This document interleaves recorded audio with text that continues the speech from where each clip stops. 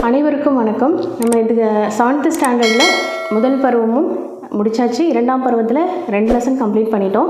இது 3rd lesson. ஓகேங்களா? So first 2 லெசனில் வந்துட்டு விஜயநகர பாமினி அரசுகள் பற்றியும் முகலாய அரசுகள் பற்றியும் நம்ம படிச்சிருந்தோம் இல்லையா?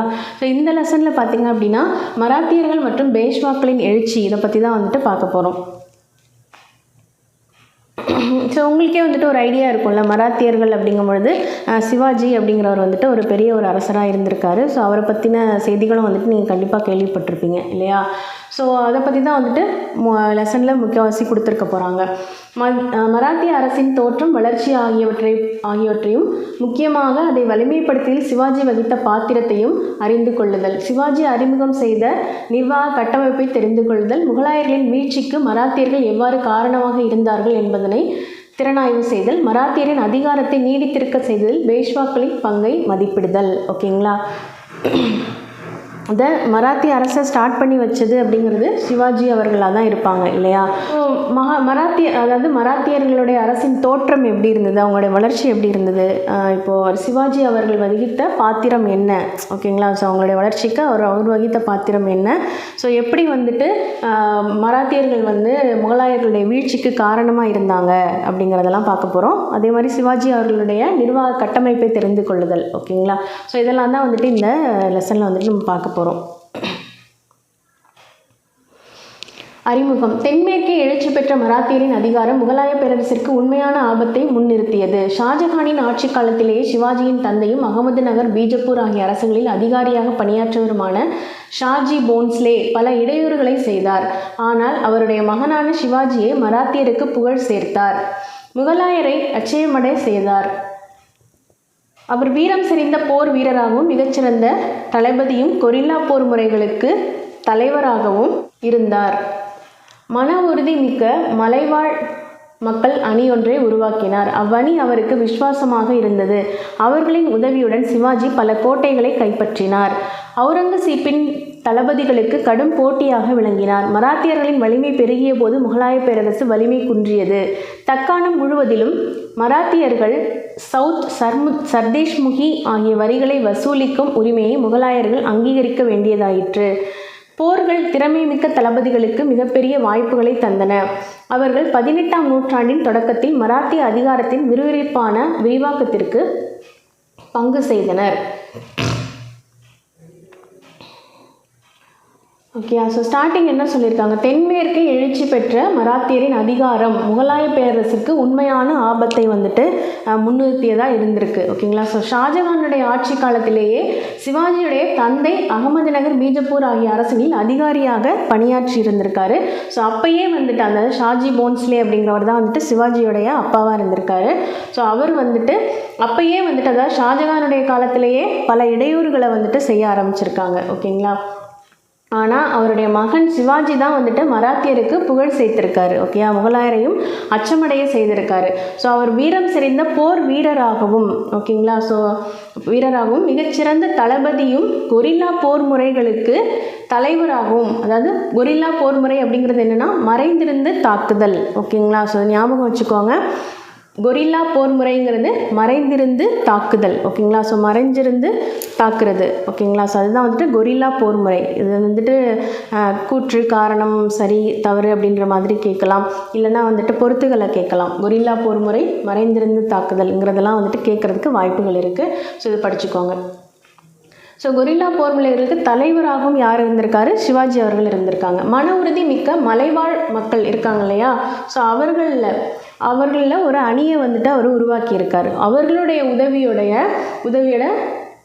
அவர் என்ன பண்ணியிருக்காரு? பல கோட்டைகளை கைப்பற்றியிருக்காரு. ஓகே, ஸோ சிவாஜி எந்த காலத்தில் இருந்திருக்காரு? அவுரங்கசீப்புடைய காலத்தில் இருந்திருக்காரு. அவங்களுடைய அப்பா ஷாஜஹானுக்கு பிரச்சனை கொடுத்தது யார்? ஷாஜி போன்ஸ்லே, சிவாஜியுடைய அப்பா. அடுத்ததாக அவுரங்கசீப்புக்கு அந்த காலகட்டத்தில் சிவாஜி அவருடைய மகன் இருந்திருக்காரு இல்லையா? ஸோ ஷாஜஹானுடைய மகன் அவுரங்கசீப்பு, ஷாஜி போன்ஸ்லே அவருடைய மகன் சிவாஜி. ஓகேங்களா? ஸோ ஞாபகம் வச்சுக்கோங்க. ஸோ இவங்களுக்கு இந்த அவுரங்கசீப்பின் தளபதிகளுக்கு இவர் கடும் போட்டியாக அவர் இருந்திருக்காரு. மராத்தியர்களுடைய வலிமை பெருகிய போது முகலாய பேரரசு வலிமை குன்றியதாக இருந்திருக்கு. தக்காணம் முழுவதிலும் மராத்தியர்கள் சவுத் சர்தேஷ்முகி ஆகிய வரிகளை வசூலிக்கும் உரிமையை முகலாயர்கள் வந்துட்டு அங்கீகரிக்க வேண்டிய ஒரு கட்டாயம் இருந்திருக்கு. போர்கள் திறமை மிக்க தளபதிகளுக்கு மிகப்பெரிய வாய்ப்புகளை தந்தன. அவர்கள் 18ஆம் நூற்றாண்டின் தொடக்கத்தில் மராத்திய அதிகாரத்தின் விறுவிறுப்பான விரிவாக்கத்திற்கு பங்களிப்பு செய்தனர். ஓகேங்களா. பேஷ்வாக்கள் என்று அழைக்கப்பட்ட மராத்திய அரசர்களின் பிரதம அமைச்சர்கள் ஷாகுவின் காலம் முதல் உண்மையான அதிகாரமுடையவர்களாயினர். அவர்களின் ஆதரவில் 1761 வரை மராத்தியர்கள் தங்கள் மேலாதிக்கத்தை தொடர்ந்தனர். ஓகேங்களா. ஸோ அந்த 18ஆம் நூற்றாண்டு காலகட்டத்தில் தான் வந்துட்டு ஸ்டார்ட் ஆகிருக்கு. ஓகேங்களா. ஸோ இந்த மராத்தியர்களுடைய காலகட்டம் ஸ்டார்ட் ஆகிருக்கு. ஸோ பேஷ்வாக்கள் அப்படிங்கிற அழைக்கப்படுற மராத்திய அரசர்களுடைய பிரதம அமைச்சர்கள். ஓகேங்களா. ஸோ அவங்க வந்துட்டு உண்மையான அதிகாரமுடையவர்களாக இருந்திருக்காங்க. அவர்களின் ஆதரவில் 1761 வரை மராத்தியர்கள் தங்கள் மேலாதிக்கத்தை தொடர்ந்தனர். ஓகேங்களா. அவங்களுடைய ஆதரவில் தான் மராத்தியர்கள் அவங்களுடைய மேலாதிக்கத்தை தொடர்ந்து நடத்திட்டு இருந்திருக்காங்க. மராத்தியரின் எழுச்சிக்கான காரணங்கள். புவியியல் கூறுகள்.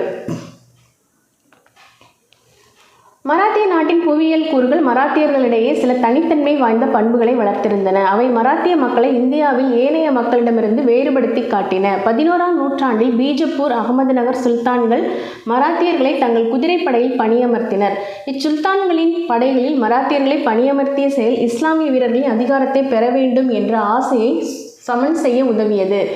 பாறைகளும் குன்றுகளும் அடங்கிய நிலப்பகுதி அந்நிய படையெடுப்புகளிடமிருந்து மராத்தியருக்கு பாதுகாப்பு அளித்தது. மேலும் கொரில்லா போர், மறைந்திருந்து தாக்குதல் முறைக்கு உகந்ததாய் விளங்கியது. ஓகேங்களா.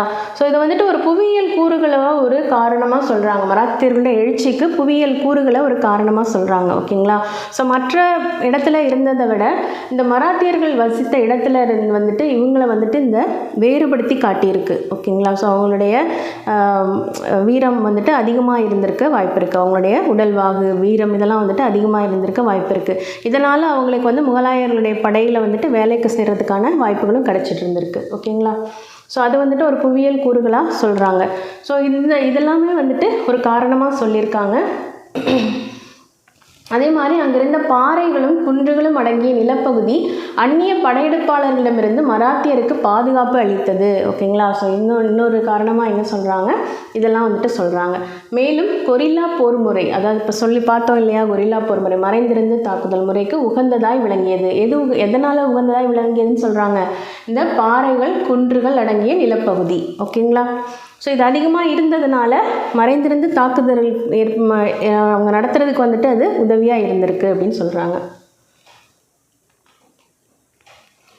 பக்தி இயக்கமும் மராத்தியரும். மகாராஷ்டிராவில் பரவிய பக்தி இயக்கம் மராத்திய மக்களிடையே விழிப்புணர்வும் இணக்கமும் ஏற்பட உதவியது. மேலும் மராத்திய மக்களிடையே ஒற்றுமையை, குறிப்பாக சமூக தத்துவத்தை மேம்படுத்தியது. மராத்திய பகுதியைச் சேர்ந்த சமய தலைவர்கள் பல்வேறு சமூக குழுக்களில் இருந்து வந்தவர் ஆவர். பக்தி இயக்கத்தை சேர்ந்த பெரியோர்களில் ஏக்நாத், துக்காராம், ராம்தாஸ் ஆகியோர் குறிப்பிடத்தக்கவர் ஆவர். ஓகேங்களா. ஸோ துக்காராம், ராம்தாஸ் ஆகியோர் சிவாஜியின் வாழ்வின் மீது கணிசமான செல்வாக்கு செலுத்தினர். ஓகேங்களா. ஸோ பக்தி இயக்கம் ஸ்டார்ட் ஆன டைம். ஓகேங்களா. ஸோ பக்தி இயக்கமும் மராத்தியரும். ஸோ ஓகேங்களா. ஸோ அவங்க அந்த பக்தி இயக்கம் வந்துட்டு நிறைய ஒரு மக்களிடையே விழிப்புணர்வும் இணக்கமும் ஏற்பட உதவியாக இருந்திருக்கு. மக்களிடையே ஒரு ஒற்றுமையை கொடுத்துருக்கு. ஓகேங்களா. ஒற்றுமை ஏற்பட கொடுத்துருக்கு. ஸோ சமூக தத்துவத்தையும் வந்துட்டு அது மேம்படுத்தியிருக்கு அப்படின்னு சொல்கிறாங்க. அவங்களுடைய ஒற்றுமை வந்துட்டு நிலைமை வந்துட்டு அது வந்துட்டு உதவியாக இருந்திருக்கு. சமூக தத்துவத்தையும் மேம்படுத்தி இருக்கு. மராத்திய பகுதியை சேர்ந்த சமய தலைவர்கள் பல்வேறு சமூக குழுக்களில் இருந்து வந்தவர்கள் அப்படின்னு சொல்கிறாங்க. பக்தி இயக்கத்தை சேர்ந்த பெரியோர்கள் இருக்காங்க இல்லையா, ஸோ அதில் யார் யார் அப்படின்னு சொல்லி குறிப்பிட்டு சொல்கிறாங்க. ஏக்நாத், துக்காராம், ராம்தாஸ். ஓகேயா. ஸோ துக்காராம், ராம்தாஸ் அவருடைய படம் கொடுத்துருக்காங்க. இவங்க ரெண்டு பேரும், துக்காராம், ராம்தாஸ் அப்படிங்கிறவங்க வந்துட்டு சிவாஜியுடைய வாழ்வில் வந்துட்டு கணிசமான ஒரு செல்வாக்கு செலுத்தினர். ஓகேங்களா. ஸோ செல்வாக்கு அப்படிங்கும் பொழுது இப்படியோ இருந்திருக்கலாம். எது பண்ணினாலும் இவர்கள்ட்ட கேட்டு ஒரு ஆலோசனை பெற்று அவரை எதுவும் பண்ணுறதுக்கான ஒரு காரணங்களாக இருந்திருக்கலாம். மராத்தியரின் மொழியும் இலக்கியமும். மராத்தியரிடையே ஒற்றுமையை வளர்ப்பதில் மராத்திய மொழியும் இலக்கியமும் உதவி செய்தன. பக்தி இயக்க பெரியோர்கள் மராத்திய மொழியில் இயற்றிய பாடல்களை தொகுத்தனர். அப்பாடல்கள் அனைத்து சாதிகளையும் வர்க்கங்களையும் சேர்ந்த மக்களால் பாடப்பட்டிருந்தன. ஓகேங்களா. ஸோ அங்கே வந்துட்டு ஒரு ஏற்றத்தாழ்வு இல்லாத ஒரு நிலை தான் இதில் இருந்திருக்கணும் அப்படின்னு நினைக்கிறேன். ஏன்னா அனைத்து சாதியையும் வர்க்கங்களையும் சேர்ந்த மக்களால் வந்துட்டு அந்த பாடல்கள் வந்துட்டு பாடப்பட்டிருக்கு. ஸோ எல்லாத்தையுமே வந்துட்டு அவங்க ஒருங்கிணைத்திருக்கிறாங்க, ஒன்று சேர்த்துருக்குறாங்க. இந்த பக்தி இயக்க பெரியோர்கள் வந்துட்டு மராத்திய மொழியில் இயற்றப்பட்ட பாடல்கள் எல்லாத்தையுமே வந்துட்டு ஒன்று சேர்த்து தொகுத்திருக்காங்க. ஸோ அது அனைத்து சாதிகளையும் வர்க்கங்களையும் சேர்ந்த எல்லாருமே இயற்றிய பாடல்களாக தான் அது இருந்திருக்கு. ஓகேங்களா. ஸோ இதுலேருந்தே அவங்களுடைய ஒற்றுமை வந்துட்டு நமக்கு தெரியுது இல்லையா. ஸோ அவங்க வந்துட்டு ரொம்ப மராத்தியிலே ஒற்றுமையை வளர்க்குறதுல வந்து மராத்தியமும் இலக்கியமும் வந்துட்டு உதவி செய்யுது அப்படின்னு சொல்லியிருக்காங்க இல்லையா. ஸோ அந்த ஃபஸ்ட் லைன் கொடுத்துருக்காங்க இல்லையா. ஸோ அதுக்கான காரணம் நமக்கு தெரிஞ்சு போயிடுது. அடுத்ததான் சிவாஜி. 1627 பிறந்த சிவாஜி தன் தாயார் ஜீஜாபாயின் பாதுகாப்பில் வளர்ந்தார். ராமாயண மகாபாரத கதைகளை கூறி சிவாஜிக்கு அவற்றின் மீது தாக்கத்தை ஏற்படுத்தினார். ஓகேங்களா. ஸோ 1627 பிறந்த சிவாஜி தன் தாயார் ஜீஜாபாயின் பாதுகாப்பில் தான் வந்துட்டு வளர்ந்துருக்காரு. அவங்க வந்துட்டு ராமாயண மகாபாரத கதைகளை சிவாஜிக்கு கூறி அதன் மீது ஒரு தாக்கத்தை அவர் வந்துட்டு ஏற்படுத்தியிருக்காங்க. சிவாஜியின் ஆசிரியரும் குருவுமான தாதாஜி கொண்டதேவ் குதிரை ஏற்றம், போர்க்கலை, அரசு நிர்வாகம் ஆகியவற்றில் சிவாஜிக்கு பயிற்சி அளித்தார். ஓகே. ஸோ சிவாஜியுடைய ஆசிரியர் யார், குரு யார், தாதாஜி கொண்டதேவ். தனது 18வது வயதில், அதாவது 1627 பிறந்திருக்காரு, 1645 18வது வயதில் இராணுவ பணியை முதலடி எடுத்து வைத்த நேரத்தில், ஓகே, புனேக்கு அருகே இருந்த கோண்டுவானா கோட்டையை கைப்பற்றுவதில் சிவாஜி வெற்றி பெற்றார். அடுத்த ஆண்டில் தோர்னா கோட்டையை கைப்பற்றினார். தொடர்ந்து ரேகார் கோட்டையை கைப்பற்றி அதனை புனரமைத்தார். ஓகேங்களா. ஸோ இராணுவ பணியில் 18வது வயதில் சேர்ந்திருக்காரு 1645. ஸோ அவர் வந்துட்டு இராணுவ பணியில் சேர்ந்து அடுத்தடுத்து வெற்றிகளை வந்துட்டு அவர் குவிச்சிருக்காரு. ஓகேங்களா. ஸோ பூனேக்கு அருகில் இருந்த கோண்டுவானா கோட்டையை கைப்பற்றுவதில் சிவாஜி வெற்றி பெற்றிருக்கார். கோண்டுவானா, பூனேக்கு அருகில் இருந்த கோண்டுவானா கோட்டை, அதுக்கு அடுத்த ஆண்டில் தோர்னா கோட்டை, தொடர்ந்து ரேகார் கோட்டை. ஓகேவா. கோண்டுவானா, தோர்னா, ரேகார் கோட்டை. ஓகே. ஸோ இந்த மூணையும் வந்துட்டு அவர் கைப்பற்றி இருக்காரு. ரேகார் கோட்டையை கைப்பற்றி அதனை புனரமைச்சிருக்காரு.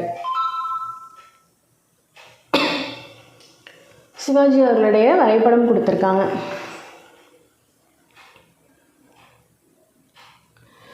பீஜப்பூர் சுல்தானோடு போரிடுதல். சிவாஜியின் பாதுகாவலரான தாதாஜி கொண்டதேவ் 1649 இயற்கை எய்தியதால் சிவாஜி முழுமையான சுதந்திரம் பெற்றவர் ஆனார். ஓகே. சிவாஜியோடைய பாதுகாவலர், அதாவது குருன்னு பார்த்தோம் இல்லையா, தாதாஜி கொண்டதேவ் அப்படின்னு சொல்லிட்டு பார்த்தோம் இல்லையா. ஸோ அவருடைய பாதுகாவலர், ஓகே, சிவாஜியுடைய பாதுகாவலராகவும் அவர் தான் இருந்திருக்காரு. 1649 இயற்கை எய்தியதுனால சிவாஜி வந்துட்டு முழுமையான சுதந்திரம் பெற்றவராக ஆயிட்டார். தம் தந்தையாருக்கு சொந்தமான கொண்டதேவால் நிர்வகிக்கப்பட்ட ஜாகீரையும் சிவாஜி பெற்றார். ஓகேங்களா.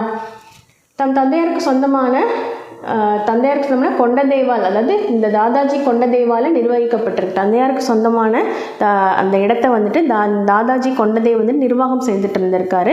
அவர் இறந்ததுனால அந்த இடம், அந்த ஜாகீருங்கிற இடமும் வந்துட்டு சிவாஜி பெற்றுட்டார். மாவலி காலாட்படை வீரர்களே அவருடைய படையின் வலிமையாக திகழ்ந்தனர். அவர்களின் உதவியுடன் சிவாஜி புனேவுக்கு அருகே இருந்த பல கோட்டைகளை கைப்பற்றினார். ஓகேங்களா. ஸோ மாவலி காலாட்படை வீரர்கள், ஓகேங்களா. ஸோ மாவலிங்கிற காலாட்படை வீரர்களே அவருடைய படையின் வலிமையாக திகழ்ந்திருக்காங்க. மாவலிங்கிற காலாட்படை வீரர்கள் அவர்களுடைய உதவியோடு தான் வந்துட்டு புனேவுக்கு அருகில் இருந்த பல கோட்டைகளை வந்துட்டு இவர் கைப்பற்றி இருக்காரு. முகலாயர் வசம் இருந்த புரந்தர் கோட்டையையும் சிவாஜி கைப்பற்றினார். சிவாஜியின் இராணுவ நடவடிக்கைகள் பீஜப்பூர் சுல்தானை சினங்கொள்ள செய்தன. ஓகே. ஸோ சிவாஜி வந்து ஒன் பை ஒன்னாக ஒவ்வொரு கோட்டையாக அவர் கைப்பற்றிகிட்டே இருக்காரு. அப்படிங்கும்பொழுது கண்டிப்பாக சினம் ஏற்பட தானே செய்யும். ஸோ அதனால் பீஜப்பூர் சுல்தானை வந்துட்டு ரொம்ப சினம் கொள்ள செய்திருக்கு. ஓகேங்களா. அவர் சிவாஜியின் தந்தையை சிறை வைத்தார். தமது இராணுவ நடவடிக்கைகளை சிவாஜி கைவிடுவதாக உறுதியளித்த பின்னரே அவர் விடுவிக்கப்பட்டார். ஸோ பீஜப்பூர் சுல்தான் வந்து ரொம்ப கோவப்பட்டு என்ன பண்ணிட்டாரு, சிவாஜியுடைய அப்பாவை வந்துட்டு சிறை பிடிச்சிட்டாரு. ஓகேங்களா. ஸோ அதுக்கப்புறமா அவர் வந்துட்டு இந்த இராணுவ நடவடிக்கைகளை விடுறேன் அப்படின்னு சொல்லி உறுதியளித்தாதான் அவர் விட முடியுங்கிறதுனால அதை வந்துட்டு விடுறேன் அப்படின்னு சொல்லி உறுதியளித்து அவங்க அப்பா வந்துட்டு விடுவிக்கப்பட்டிருக்காரு. தான் அளித்த வாக்குறுதியை காப்பாற்றும் விதமாக தந்தையார் ஷாஜி போன்ஸ்லே இயற்கை எய்தும் வரை சிவாஜி பீஜப்பூருடன் அமைதியை மேற்கொண்டார். இக்காலகட்டத்தில் அவர் தமது நிர்வாகத்தை மேம்படுத்தினார். ஓகேங்களா. ஸோ இந்த வாக்குறுதியை வந்துட்டு அவர் காப்பாற்றணும் அப்படிங்கிறதுக்காக என்ன பண்ணியிருக்காரு, அவருடைய தந்தையார் ஷாஜி போன்ஸ்லே இறக்கும் வரை வந்துட்டு அவர் பீஜப்பூர் மேலே எந்த ஒரு எதுக்கு போருக்கும் போகாமல் அவர் வந்துட்டு அமைதியாகவே இருந்திருக்காரு. ஓகேங்களா. இந்த காலகட்டத்தில் அவர் தம்முடைய நிர்வாகத்தை வந்துட்டு அவர் மேம்படுத்தி இருக்காரு.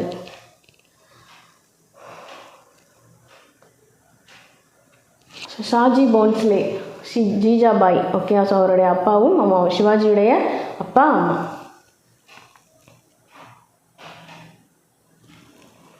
மராத்தியர் ஆதிக்கத்தை நிலைநாட்டுதல். தந்தையாரின் மறைவுக்கு பின் தமது இராணுவ திடீர் தாக்குதலை மீண்டும் தொடங்கிய சிவாஜி மராத்திய தலைவர் சந்திரராவ் மோர் என்பாரிடமிருந்து ஜாவலியை கைப்பற்றினார். ஓகேயா. தந்தையாரோட மறைவுக்கு பின்னாடி அதுக்கப்புறமா என்ன பண்ணுறாரு, இராணுவ திடீர் தாக்கலை மீண்டுமே ஆரம்பிக்கிறாரு சிவாஜி.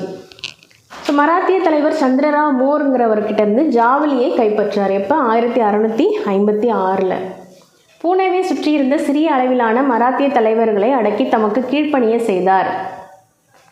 தான் கைப்பற்றிய மலைக்கோட்டைகளிலிருந்து பீஜப்பூர் வீரர்களை துரத்தியடித்த சிவாஜி அவர்களுக்கு பதிலாக தம் தளபதிகளை அங்கே நியமித்தார். சிவாஜியின் இந்நடவடிக்கைகளும் அவரை தண்டிப்பதற்காக அனுப்பப்பட்ட பீஜப்பூர் படைகளை அவர் தோற்கடித்தது முகலாய அதிகாரிகளை எச்சரிக்கையடைய செய்தது. அவரை தண்டிக்கும் நோக்கத்தோடு மேற்கொள்ளப்பட்ட முகலாய படையெடுப்பும் அவர் தைரியத்துடன் எதிர்கொண்டார். 1659 பீஜப்பூரின் குறிப்பிடத்தகுந்த தளபதியான அப்சல் கானை கொன்றார். 1663 அவுரங்கசீப்பின் மாமனாரும் முகலாய தளபதியுமான ஷேஷ்ட கானை சிவாஜி காயப்படுத்தி துரத்தி அடித்தார். இதற்கும் மேலாக அவர் 1664 அரபிக் கடற்கரையில் அமைந்திருந்த முகலாயரின் முக்கிய துறைமுகமான சூரத் நகரை சூறையாட தமது படைகளை அனுப்பி வைத்தார். ஓகேங்களா. ஸோ இவ்வளவும் வந்துட்டு அவர் ஒன் பை ஒன்னாக வந்துட்டு பண்ணியிருக்கார். ஒவ்வொரு வருஷத்துலேயும் ஒன்று நடந்திருக்கு இல்லைங்களா.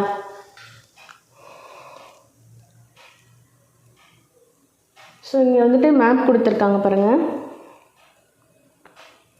மராத்தியர் சிவாஜியுடைய ஆட்சி எல்லையா இதெல்லாம் இருந்திருக்கு அப்படின்னு சொல்லிட்டு கொடுத்துருக்காங்க. அந்த பிங்க் கலரில் கொடுத்துருக்காங்க இல்லையா, அந்த பாக்ஸில் கொடுத்துருக்க எல்லாமே வந்துட்டு என்னது, சிவாஜியுடைய ஆட்சி எல்லை. ஸோ இதெல்லாம் இருந்திருக்குன்னு பாருங்கள். டாமன் இந்த இடத்துலேருந்து, ஓகேங்களா. ஸோ இந்த டாமன்கிற இடத்துலேருந்து ஃபுல்லாகவே இந்த பிங்க் கலரில் பண்ணது வரைக்குமே வந்துட்டு என்னது, சிவாஜியுடைய ஆட்சியாக இருந்திருக்கு. அடுத்தது பெல்லாரி, பெங்களூர், கோலார், பெங்களூருங்கிற இடத்த இது பண்ணியிருக்காரு. அப்புறம் இங்கே சின்ன சின்ன இடங்கள் செஞ்சி, பரங்கிப்பேட்டை, தஞ்சாவூர், ஸோ இதெல்லாமே வந்துட்டு ஆட்சி பண்ணி இருந்திருக்காரு.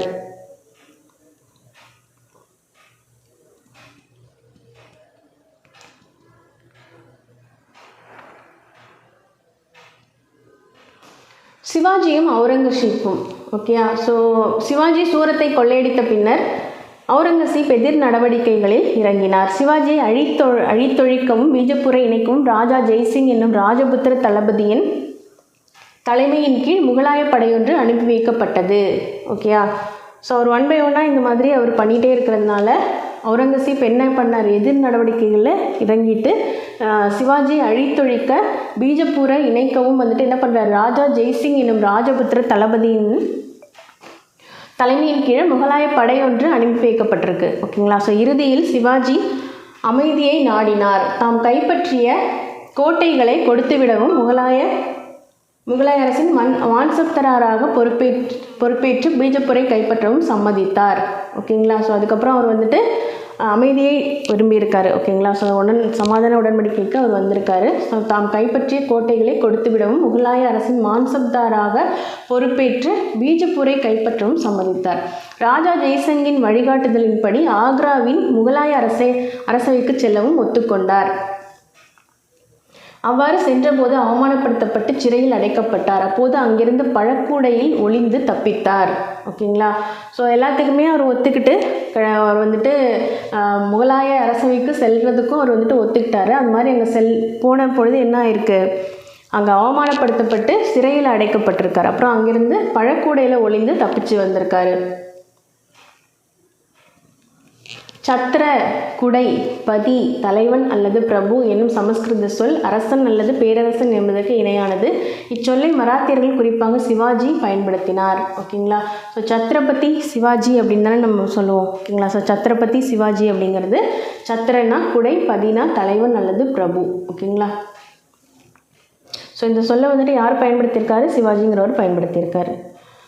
தக்கான அரசுகளுக்கு எதிரான தமது படையெடுப்புகளில் மராத்தியர்கள் தலையிடுவதை தவிர்ப்பதில் அவுரங்கசீப் உறுதியாய் இருந்தார். சிவாஜியுடன் உறவை சரி செய்து கொள்ள முயற்சிகள் மேற்கொண்டார். அம்முயற்சிகள் தோல்வியுற்றன. ஓகேங்களா. ஸோ சிவாஜி இப்போ வந்துட்டு அங்கே போய் அவர் வந்துட்டு சிறைப்பிடிச்சிட்டாங்க. அவர் தப்பிச்சு அங்கேருந்து வந்திருக்காரு. மறுபடியும் சமாதானம் பண்ணுறதுக்கு முயற்சி பண்ணால் எப்படி வந்துட்டு ஒத்துக்குவார் இல்லையா. ஸோ அவர் வந்துட்டு அவர் என்ன முயற்சி பண்ணாலும் சிவாஜியோட அவரால் சமாதானமாகவே முடியலை. 1670 சிவாஜி இரண்டாவது முறையாக சூரத் நகரை கொள்ளையடித்த போது முகலாய படைகளால் தடுக்க இயலவில்லை. 1674 சிவாஜி சத்ரபதி என்னும் பட்டத்துடன் மணிமுடி சூட்டிக் கொண்டார். சிவாஜியின் முடிசூட்டு விழா ரேகார் கோட்டையில் சீரும் சிறப்புமாக நடைபெற்றது. தம் மகனின் முடிசூட்டு விழாவை காண்பதற்காக உயிருடன் இருந்த சிவாஜியின் வயது முதிர்ந்த தாயார் ஜீஜாபாய் தம் வாழ்க்கை நிறைவுற்றதால் முடிசூட்டு விழா முடிந்த சில நாட்களில் இயற்கை எழுதினார். சிவாஜி தமது வாழ்நாளின் இறுதி ஆண்டுகளை தம் மகன் சாம்பாஜியிடம் செலவிட்டார்.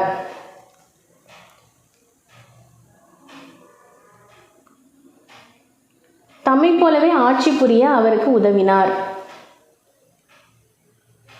இறுதியில் நோய்வாய்ப்பட்டு வயிற்றுப்போக்கினாலும் காய்ச்சலினாலும் பாதிப்புற்று 1680 இயற்கை எழுதினார். ஓகேங்களா. ஸோ 1627 பிறந்து 1680 வந்துட்டு அவர் இயற்கை எழுதியிருக்காரு. அவருடைய சாம்பாஜி அதாவது அவருடைய மகன் பேர் சாம்பாஜி அவருக்கு வந்துட்டு தன்னை மாதிரியே அவரும் ஆட்சி புரியறதுக்கு அவர் வந்துட்டு உதவி பண்ணியிருக்காரு. கடைசியாக உடம்பு முடியாதனால வயிற்றுப்போக்கினாலும் காய்ச்சலினாலும் பாதிப்புற்று இறந்து போயிருக்காரு. சிவாஜியின் கீழ் மராத்தியர் நிர்வாகம். சிவாஜியின் அரசியல் முறை 3 வட்டங்களை கொண்டிருந்தது. சிவாஜி அவற்றின் மையமாக விளங்கினார். முதல் வட்டத்தில் மக்களின் மீது அக்கறை கொண்ட அவர் எந்த வகையிலும் மக்களை துன்புறுத்தப்படுவதை அனுமதிக்கவில்லை. ஓகேங்களா. ஸோ அவர் வந்து மக்களை மேலே அக்கறையாக தான் இருந்திருக்காரு. மக்களை வந்து எந்த வகையிலையும் ஒரு துன்புறுத்துவதை அவர் வந்துட்டு அனுமதிக்கவும் இல்லை. இரண்டாவது வட்டத்தில் அவர் மேலாதிக்கம் செலுத்தினாலும் நேரடி நிர்வாகத்தை மேற்கொள்ளவில்லை. கொள்ளையடிக்கப்படுவதிலிருந்தும் சூறையாடப்படுவதிலிருந்தும் மக்களை காப்பாற்றினார். ஓகேங்களா. இரண்டாவது வட்டத்தில் அவர் வந்துட்டு என்ன பண்ணியிருக்காரு? அவர் மேலாதிக்கம் செலுத்தினாலும் நேரடி நிர்வாகத்தை மேற்கொள்ளவில்லை. கொள்ளையடிக்கப்படுவதிலிருந்தும் சூறையாடப்படுவதிலிருந்தும் மக்களை காப்பாற்றினார். ஓகேங்களா. அதற்காக அம்மக்கள் சவுத் சர்தேஷ்முகி அப்படின்னு சொல்லிட்டு மொத்த வருமானத்தில் 4/1 பாதுகாப்பு கட்டணமாக, சர்தேஷ்முகிங்கிறது 10/1 அரசருக்கான கட்டணமாக வரிகளை செலுத்த வேண்டும். ஓகேங்களா. ஸோ அவர் வந்துட்டு பார்த்தோம் இல்லையா, இந்த சவுத்து சர்தேஷ்முகின்னு சொல்லிட்டு வரிகளை வந்துட்டு செலுத்துறதுக்கு முகலாயர்கள் வந்துட்டு அனுமதி கொடுக்குற உடனே கட்டாயம் இருந்தது மராத்தியர்களுக்கு அப்படின்னு சொல்லிட்டு பார்த்தோம் இல்லையா. ஸோ அப்போ வந்துட்டு இவர் ஒவ்வொரு கோட்டையும் கொள்ளையடிக்க போகிறார் இல்லையா. ஸோ அந்த டைமில் வந்துட்டு கொள்ளையடிக்கும் பொழுது அந்த கொள்ளையடிக்கப்பட்டதுலேருந்தும் சூறையாடப்பட்டதுலேருந்தும் மக்களை வந்துட்டு காப்பாற்றினார். மக்களுக்கு வந்துட்டு அவர் எந்த ஒரு பிரச்சனையுமே வந்துட்டு அவர் கொடுக்கல. ஸோ அதுக்கு வந்துட்டு என்ன வந்துட்டு ஒரு கட்டணமாக அவர் வாங்கியிருக்காரு? மொத்த வருமானத்தில் 4/1 அப்படிங்கிறது சவுத் அப்படிங்கிற ஒரு வரி வந்துட்டு மொத்த வருமானத்தில் 4/1 பாதுகாப்பு கட்டணமாக மக்கள் செலுத்தியிருக்காங்க. அதே மாதிரி சர்தேஷ்முகி 10/1 அரசருக்கான கட்டணமாக. இப்போ பாதுகாப்பு கட்டணம், அரசருக்கான கட்டணம். பாதுகாப்பு கட்டணம்ங்கிறது சவுத்து. ஓகேங்களா. அதாவது சவுத்துங்கிறது தான் வந்துட்டு பாதுகாப்பு கட்டணம் 4/1. சர்தேஷ்முகிங்கிறது அரசருக்கான கட்டணம் 10/1. ஓகேங்களா. இந்த வரிகளை வந்துட்டு மக்கள் செலுத்த வேண்டும். மூன்றாவது வட்டத்தில் கொள்ளையடிப்பது மட்டுமே சிவாஜியின் நோக்கமாக இருந்தது. ஓகேங்களா. ஸோ முதல் வட்டம் என்ன சொல்லியிருந்தாங்க? மக்களுக்கு வந்துட்டு மக்கள் மீது முதல் வட்டத்தில் ஒரு மக்கள் மீது அக்கறை கொண்ட ஒருத்தராக இருந்திருக்காரு. மக்களை துன்புறுத்தல ஒரு உடன்பாடு இல்லை. அதே மாதிரி அவர் மக்களை துன்புறுத்தவும் இல்லை, அதுக்கு ஒரு அனுமதிக்கவும் இல்லை. ஓகேங்களா. ஸோ இரண்டாவது வட்டத்தில் என்னதான் அவர் மேலாதிக்கம் செலுத்தினாலும் நேரடி நிர்வாகத்தை அவர் மேற்கொள்ளலை. கொள்ளையடிக்கப்படுறதுலேருந்தும் சூறையாடப்படுறதுலேருந்தும் மக்களை வந்துட்டு காப்பாற்றியிருக்காரு. இந்த மாதிரி வரிகள் வசூல் பண்ணியிருக்காரு. அடுத்ததான் மூன்றாவது வட்டத்தில் கொள்ளையடிப்பது மட்டுமே சிவாஜியின் நோக்கமாக இருந்திருக்கு. ஓகேங்களா. கிராமங்கள் தேஷ்முக் என்பவர்களால் நிர்வகிக்கப்பட்டது. 20 முதல் 100 எண்ணிக்கை வரையிலான கிராமங்கள் அவர்களின் கட்டுப்பாட்டின் கீழ் இருந்தன. ஒவ்வொரு கிராமத்திலும் அதிகாரமிக்க ஒரு கிராம தலைவர் இருந்தார். அதாவது பட்டீல் அப்படிங்கிற ஒரு கிராம தலைவர் வந்துட்டு இருந்திருக்காரு. கிராமங்கள் தேஷ்முக் என்பவர்களால் நிர்வகிக்கப்பட்டிருக்கு. ஓகேங்களா. இதன் 20 முதல் 100 எண்ணிக்கை வரையிலான கிராமங்கள் அவர்களின் கட்டுப்பாட்டில் கீழ் இருந்தன. ஒவ்வொரு கிராமத்திலும் அதிகாரமிக்க ஒரு கிராம தலைவர் இருந்தார். அதாவது பட்டீல் தேஷ்முக்ங்கிறவங்களால் நிர்வகிக்கப்பட்டிருக்கு கிராமங்கள். அதில் வந்துட்டு எத்தனை கிராமங்கள் இருக்குது? 20 முதல் 100 எண்ணிக்கை வரையிலான கிராமங்கள் அதில் அடங்கியிருக்கு. ஒரு கிராம தலைவர் அப்படிங்கிறவர் வந்துட்டு இருந்திருக்காங்க. ஒவ்வொரு கிராமத்துக்கும் ஒரு கிராம தலைவர் இருந்திருக்காங்க. அவங்க பேர் வந்துட்டு என்னது? பட்டீல். அவருக்கு உதவியாக ஒரு கணக்கரும் குல்கர்னி என்ற பெயரில் ஆவண காப்பாளர் ஒருவரும் பணியாற்றினார். ஓகேங்களா. ஸோ பட்டீல் அப்படின்னு ஒரு கிராம தலைவர் இருந்தார் இல்லையா. ஸோ அவருக்கு உதவியாக ஒரு கணக்கர். ஓகேங்களா. ஸோ அவர் பேர் வந்துட்டு என்னது? குல்கர்னிங்கிற பெயரில் இருந்திருக்காரு.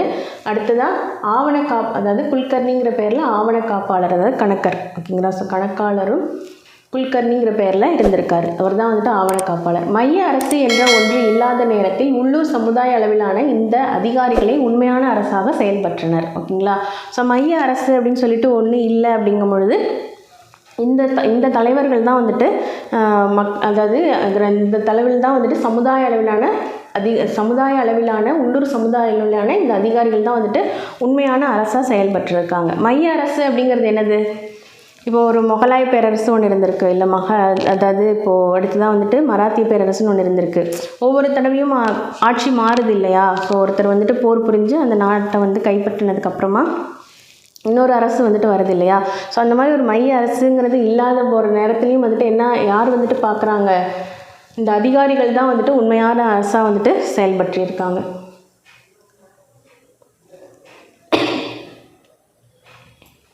இராணுவம் மீதும் இராணுவ வீரர்களுக்கு பயிற்சி அளிப்பதிலும் சிவாஜி மிக பெரும் கவனம் செலுத்தினார். தொடக்கத்தில் காலாட்படையே அவரது இராணுவத்தின் முதுகெலும்பாக திகழ்ந்தது. ஆனால் சிவாஜியின் படையெடுப்புகள் சமவெளிகளை நோக்கி நீட்சி பெற்ற போது குதிரைப்படைகளின் எண்ணிக்கையில் பெருகிய முக்கியத்துவம் பெற்றன. ஒவ்வொரு படை வீரரும் சிவாஜியால் நேரடியாக தேர்ந்தெடுக்கப்பட்டார். அவர்கள் ஏற்கனவே படையில் பணியாற்றும் ஒரு வீரரின் பிணையில் பணியமர்த்தப்பட்டனர். தம்முடைய கோட்டைகளின் பராமரிப்பிலும் பாதுகாப்பிலும் சிவாஜி மிக முக்கிய கவனம் செலுத்தினார். பணி நிறைவு பெற்ற மிகவும் போற்றப்பட்ட படைத்தளபதிகளின் பொறுப்பில் கோட்டைகள் விடப்பட்டன.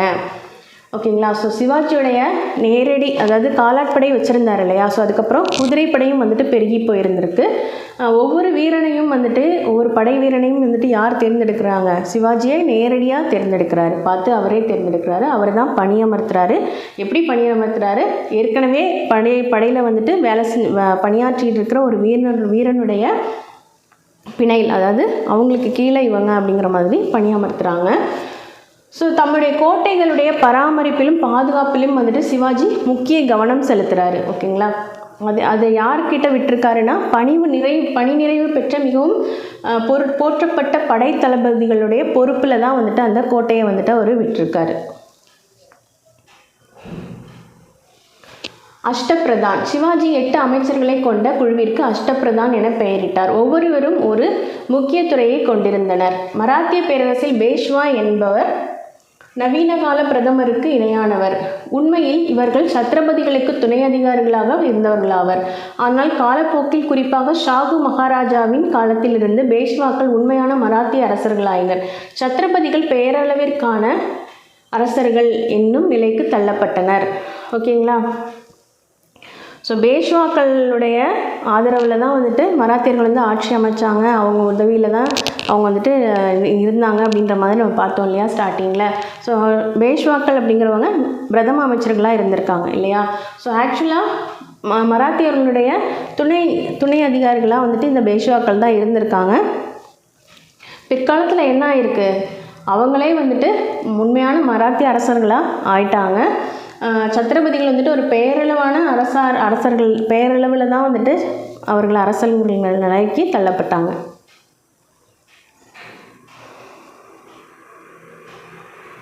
முகலாயரின் நிர்வாக முறை சிவாஜியின் மீது செல்வாக்கு செலுத்தியிருந்தது. நிலவரியானது உண்மையான விளைச்சலின் அடிப்படையில் நிர்ணயம் செய்யப்பட்டது.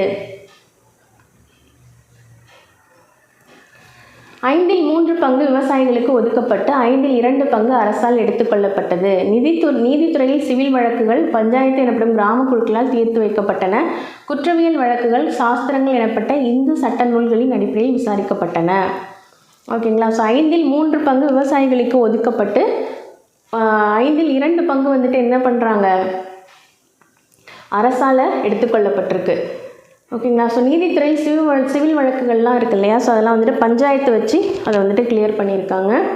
குற்றவியல் வழக்குகள்லாம் என்ன பண்ணுறாங்க, சாஸ்திரங்கள் எனப்பட்ட இந்து சட்ட நூல்களின் அடிப்படையில் விசாரிக்கப்பட்டிருக்கு, தண்டனைகள் வழங்கப்பட்டிருக்கு. அஷ்டபிரதானின் பொறுப்புகள். ஓகேங்களா. ஸோ அஷ்டபிரதான் சொல்லிட்டு சிவாஜியோட அவையில் வந்துட்டு இருந்திருக்காங்க இல்லையா, ஸோ அவங்களுடைய பொறுப்புகள் என்னென்ன அப்படின்றது. பந்த் பீரதான் பேஷ்வா அப்படிங்கிற ஒரு பிரதம அமைச்சர், அமர்த்தியா மஜும்தார் நிதியமைச்சர், சுர்னாவிஸ் சச்சிவ் செயலர், வாக்கிய நாவிஸ் உள்துறை அமைச்சர், சர் இ நௌதப் அதாவது சேனாதிபதிங்கிறவர் தலைமை தளபதி, சுமந்த் துபிர் வெளியுறவுத்துறை அமைச்சர், நியாயுதிஸ் தலைமை நீதிபதி, பண்டிட் ராவ் தலைமை அர்ச்சகர். இவர் தான் வந்துட்டு சாம்பாஜி. சிவாஜியுடைய மகன் பார்த்தோம் இல்லையா, சாம்பாஜி அவர் தான் இவர்.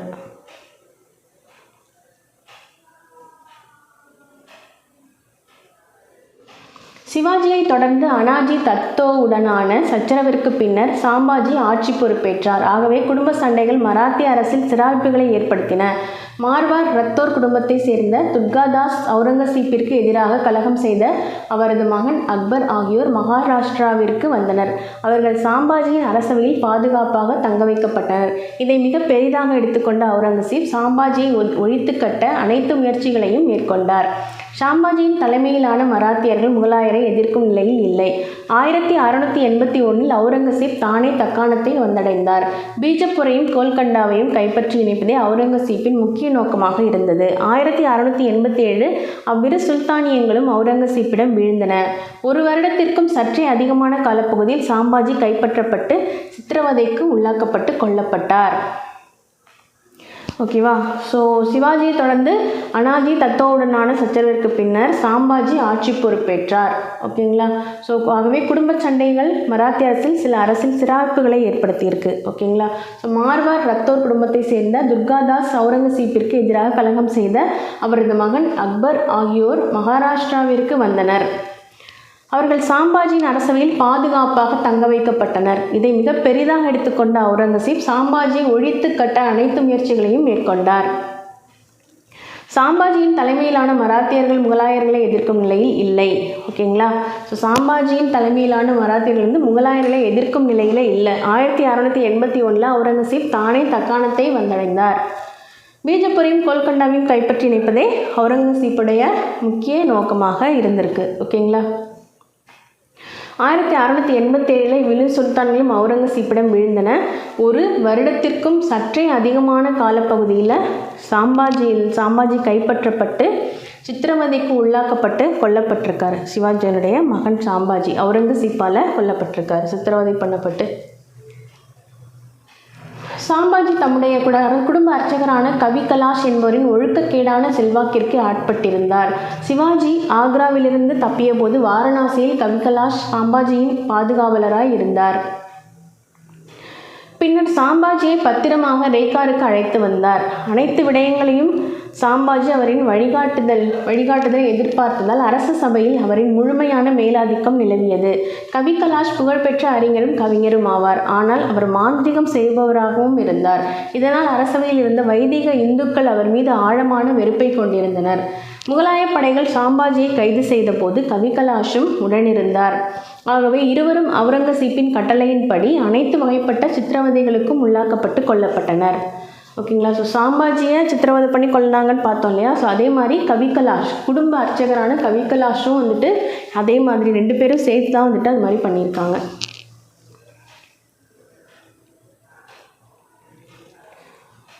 ஷாஹு மகாராஜா. சிவாஜிக்கு பின்னர் அவருடைய பேரன் ஷாஹு 1708 முதல் 1749 வரை ஆட்சி புரிந்தார். ஷாஹு என்றால் நேர்மையானவர் என்று பொருள். சிவாஜியிடமிருந்து இவரின் குணநலன்களை வேறுபடுத்தி காட்டுவதற்காக இப்பெயர் அவுரங்கசீப்பால் வைக்கப்பட்டது. 18ஆம் நூற்றாண்டின் முதல் பாதியில் அரசு அதிகாரம் ஒருங்கிணைக்கப்பட்டது. ஷாகுவிடம் பணி செய்தோருக்கு அதிகாரப்பூர்வமான உரிமைகள் வழங்கப்பட்டதன் மூலம் இவ்வதிகார ஒருங்கிணைப்பு செய்யப்பட்டது. ஷாகு மகாராஜாவின் 40 ஆண்டு கால ஆட்சியின் போது மராத்தியரின் கட்டுப்பாட்டில் கீழிருந்த பகுதிகள் அதிகரித்தன. அவற்றிலிருந்து முறையாக கப்பம் வசூலிக்கப்பட்டது. மிகவும் மையப்படுத்தப்பட்ட வலுவான அரசு கட்டமைப்பு உருப்பெறத் தொடங்கியது. நிலங்களை சொந்தமாக கொண்டிருந்த குடும்பங்கள் உட்பட ஒவ்வொரு குடும்பமும் அரசு பணியின் மூலம் ஆதாயம் பெற்றது. அடுத்ததான் பேஷ்வாக்கள். ஓகேங்களா. பாலாஜி விஸ்வநாத் 1713 1720 வரை.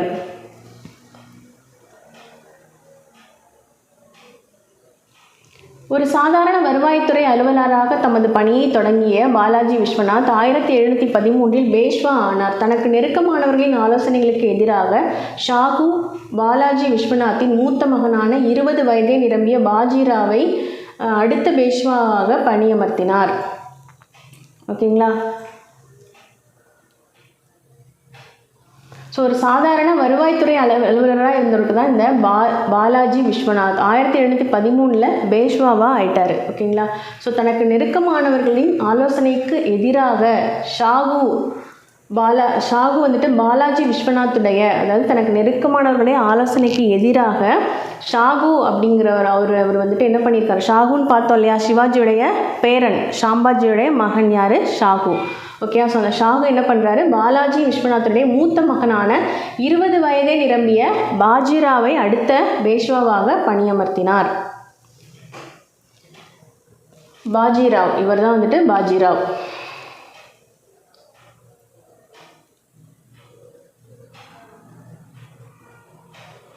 முகலாயருக்கு எதிராகவும் ஹைதராபாத் நிஜாமுக்கு எதிராகவும் மிகப்பெரும் மராத்திய இராணுவ நடவடிக்கையை மேற்கொள்ள பாஜிராவ் விரும்பினார். இராணுவ தலைமை தளபதிக்கான அதிகாரங்களையும் தமதாக்கி கொண்டார். பாரம்பரியமாக செல்வாக்கு பெற்றிருந்த குழுக்களான தேஷ்முக்குகளை சார்ந்திருந்த அவர் விரும்பவில்லை. மாறாக பேரரசர் ஷாகுவிற்கும் தமது தந்தையார் பாலாஜி விஸ்வநாத்திற்கும் தமக்கு விசுவாசமாக இருந்த கெய்க்வாட், ஹோல்கார், சிந்தியா ஆகிய குடும்பங்களுக்கு அதிகாரங்களை வழங்கினார். முக்கிய மராத்திய குடும்பங்கள்: கெய்க்வாட் பரோடா, பான்ஸ்லே நாக்பூர், ஹோல்கார் இந்தூர், சிந்தி அல்லது சிந்தியா குவாலியர், பேஷ்வா புனே. மாலவத்திற்கும் குஜராத்திற்கும் எதிராக போர் பிரகடனம் செய்த பாஜிராவ் அவற்றை முகலாயரின் மேலாதிக்கத்திலிருந்து விடுவித்தார். ஸோ இது வந்துட்டு பார்த்துக்கோங்க, முக்கிய மராத்திய குடும்பங்கள் அப்படின்னு சொல்லிட்டு கொடுத்துருக்காங்க இல்லையா. ஸோ நேம் படிச்சுக்கோங்க, ஊர் பேரும் படிச்சுக்கோங்க. ஸோ இது வந்து முக்கியமாக பொறுத்துக்களை கேட்கறதுக்கு வாய்ப்புகள் இருக்குது.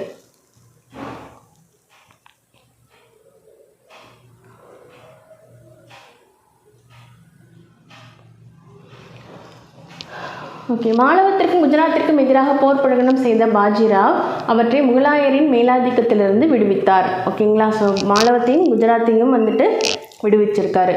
முகலாயர் சார்பாக இதில் தலையிட்ட முகலாய படைகளும் ஹைதராபாத்தின் நிஜாமின் படைகளும் தோற்கடிக்கப்பட்டன. தம்மை மகாராஷ்டிரத்தின் அரசன் எனவும் ஏனைய தக்கான பகுதிகளுக்கு தலைவன் எனவும் பேரரசர் ஷாகுவை அங்கீகரிக்க வைப்பதில் பாஜிராவ் வெற்றி பெற்றார். அதன் மூலம் அப்பகுதிகளிலிருந்து சவுத், சர்தேஷ்முகி ஆகிய கப்பத்தொகைகளை மராத்திய அதிகாரிகள் சட்டப்பூர்வமாக வசூலிக்க முடிந்தது. நிதி நிர்வாக செயல்பாடுகளை பாஜிராவ் பூனேவில் மையப்படுத்தினார். இதனால் தக்கான பகுதிகளிலிருந்து அனுப்பி வைக்கப்படும் கப்பங்களை உரிய நேரத்தில் பெற்றுக்கொள்ள முடிந்தது. மராத்தியர்களின் படை 5000த்திற்கும் குறைவான குதிரை வீரர்களை கொண்டிருந்தது. பீரங்கி படைப்பிரிவை கொண்டிருக்கவில்லை. இவ்வெண்ணிக்கை 1720 இரு மடங்கானது. இருந்தபோதிலும் இப்படைகள் முகலாய நிஜாம் படைகளுக்கு நிகரானதல்ல. முகலாயருக்கு எதிரான மராத்தியரின் வெற்றிக்கு முகலாய படைகளின் திறமையின்மையே காரணமாகும்.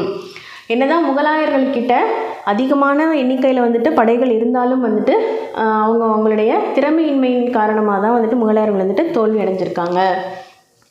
தக்காணத்தின் மீதான மராத்தியரின் மேலாதிக்கத்திற்கு ஷாகு, பேஷ்வாக்கள் ஆகியோரின் கீழ் வளர்ந்த மராத்திய அதிகாரிகள், படைத்தளபதிகள் ஆகியோரின் குண இயல்புகளும் காரணம் என கூறலாம். பாலாஜி பாஜிராவ். ஓகேங்களா. ஸோ பாலாஜி விஸ்வநாத் பார்த்தோம் இல்லையா, ஸோ அவருடைய மகன். பாலாஜி பாஜிராவ் பேஷ்வா பொறுப்பில் இருந்தபோது பேரரசு ஷாகு 1749 இயற்கை எழுதினார். அரச குடும்பத்தில் ஏற்பட இருந்த வாரிசுரிமை போட்டி சரியான நேரத்தில் பாலாஜி பாஜிராவின் தலையீட்டால் தவிர்க்கப்பட்டது. பதவிக்கு போட்டியிட்ட அனைத்து பிரிவினரையும் அழைத்து பேசி தமது நிபந்தனைகளை ஒத்துக்கொள்ளச் செய்தார். இனி மேற்கொண்டு புனே நகரமே தலைநகர் என்றும் சத்தாரா அன்று என்றும் முடிவு செய்தார். அனைத்து அதிகாரங்களும்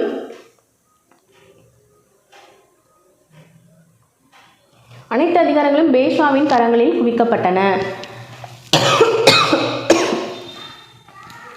மராத்திய விவசாய போர் வீரர்களின் காலம் முடிவுக்கு கொண்டுவரப்பட்டது.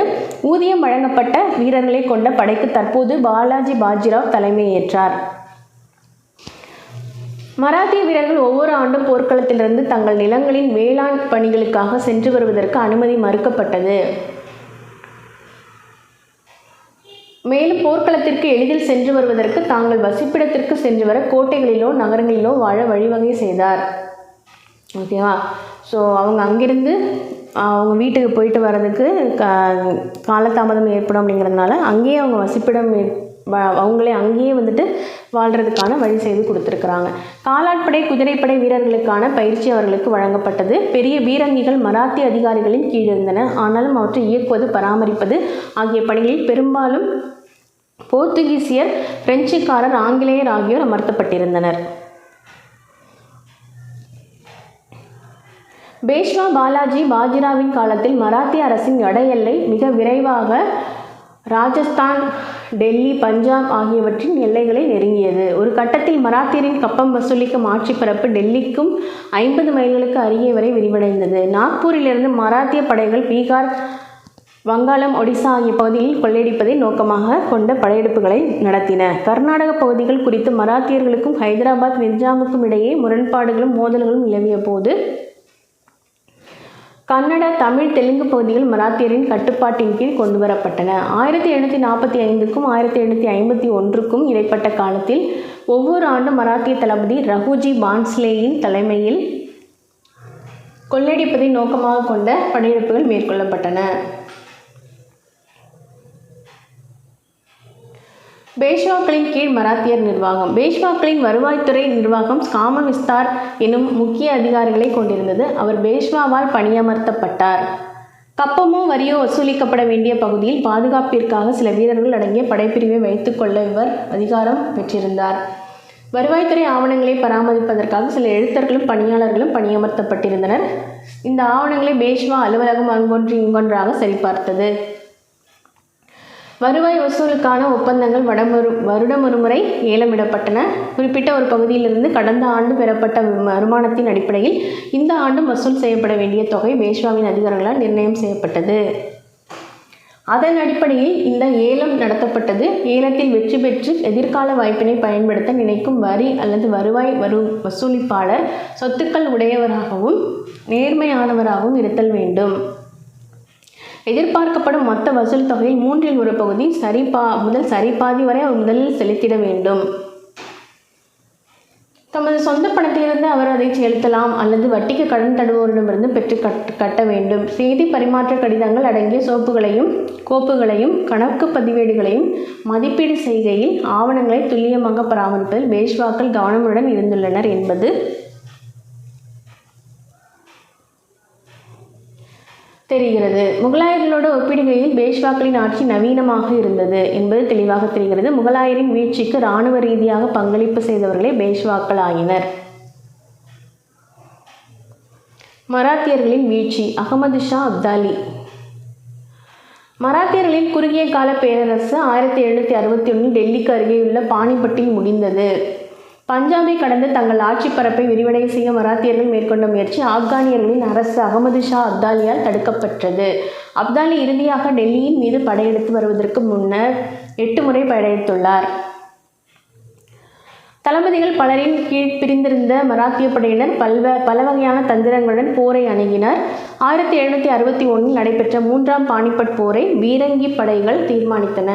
ஆப்கானியர்களின் இடம் விட்டு இடம் நகர்ந்து செல்லக்கூடிய பீரங்கி படைகள் மராத்திய கடல் படையினரையும் குதிரைப்படையினரையும் கொன்று குவித்து சிதறிக்கப்பட்டன. தப்பி பிழைத்த மராத்திய வீரர்கள் பானிபட்டிலிருந்து மகாராஷ்டிரா திரும்பி நடந்ததை கூற 6 மாத காலம் ஆனது. இந்த நேரத்தில் துணைக்கண்டத்தின் மீதான மராத்தியர்களின் ஆதிக்கம் முடிவுக்கு வந்தது.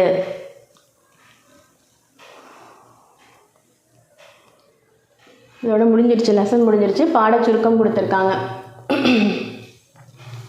மராத்தியர்களின் எழுச்சிக்கும் ஆட்சி விரிவாக்கத்திற்குமான காரணிகள் ஆய்வு செய்யப்பட்டுள்ளன. சிவாஜியின் தொடக்க கால வாழ்க்கையும் அவர் மீது ஏற்படுத்தப்பட்ட தாக்கங்களும் கண்டறியப்பட்டுள்ளன. சிவாஜியின் படையெடுப்புகளும் பீஜப்பூர் சுல்தானை அவர் வெற்றி கொண்டதால் அவுரங்கசீப் தலையிட்டதும் விவாதிக்கப்பட்டுள்ளன. சிவாஜிக்கு அவுரங்கசீப்போடு ஏற்பட்ட சச்சரவுகளும் அவற்றால் தக்காணத்தில் பின்னர் இடைபெற்ற மோதல்களும் எடுத்துரைக்கப்பட்டுள்ளன. சிவாஜியின் காலத்து மராத்திய நிர்வாக முறை அடிக்கோடிட்டு காட்டப்பட்டுள்ளன. பேஷ்வாக்கள் உண்மையான ஆட்சியாளர்களாக மாறியது மராத்தியர்களின் அதிகாரம் தொடர்வதற்கு அவர்களின் பங்களிப்பும் விவரிக்கப்பட்டுள்ளன.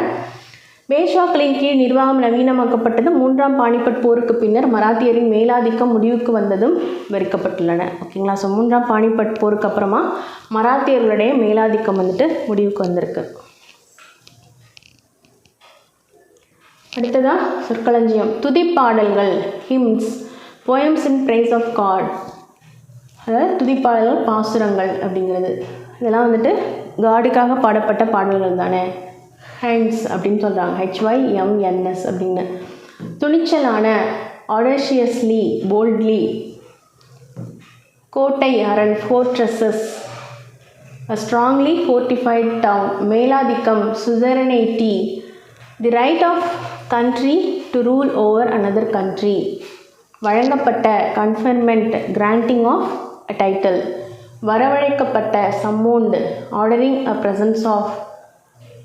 மனமுடைந்த, shattered, broken, heartbroken, broken glass, upset ஆகிறது. ஓகேங்களா. ஸோ அதான் broken, அதாவது shattered அப்படின்றது. ஓகே, பின்னாடி இருக்கிற பயிற்சி வினாக்களை ப்ராக்டிஸ் பண்ணி பாருங்கள். ஆன்சர் பண்ண தெரியலனா மறுபடியும் ஒரு தடவை லெசன் படிச்சுட்டு மறுபடியும் ஆன்சர் பண்ணுங்கள். ஓகேங்களா. ஸோ ஒரு தடவைக்கு 2 தடவையாக 3 தடவையாக லெசனை திரும்ப திரும்ப படித்து பாருங்கள். ஓகேங்களா. ஸோ அப்போ தான் உங்களால் ரிமெம்பர் பண்ணிக்க முடியும். அடுத்ததாக நம்ம 3ஆம் பருவத்தில் மீண்டும் சந்திக்கலாம். நன்றி, வணக்கம்.